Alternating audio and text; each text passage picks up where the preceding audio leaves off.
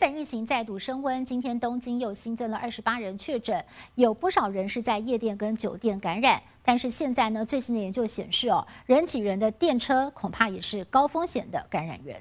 日本解封后，通勤时间上班族大军挤爆车站，通勤电车更是摩肩擦踵。虽然大家戴了口罩，但社交距离根本做不到。全然混んでますね。もう全然座れないですし、もう隣の人もすごい近い距離なので、めっちゃ心配ですね。这么拥挤的车厢内，如果有人戴口罩咳嗽或打喷嚏，病毒就不会外泄吗？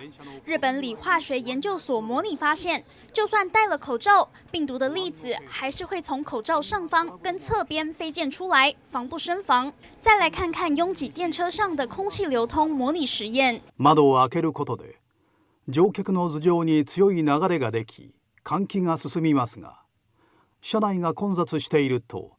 乗客の体の下の方で思うように換気が進まない恐れがあるということです。日本电车公司强调会开车窗加强通风来防疫，但如果乘客挤得满，就算打开窗户，通风的效果就会大打折扣。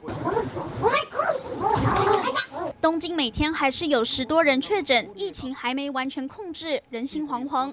有人因不满乘客靠太近，还在车上大打出手。专家说，如果不想增加染疫风险，避免交通尖峰时刻搭车，或改以走路或骑单车上下班，才能兼顾防疫跟工作，安心出门，平安回家。综合报道。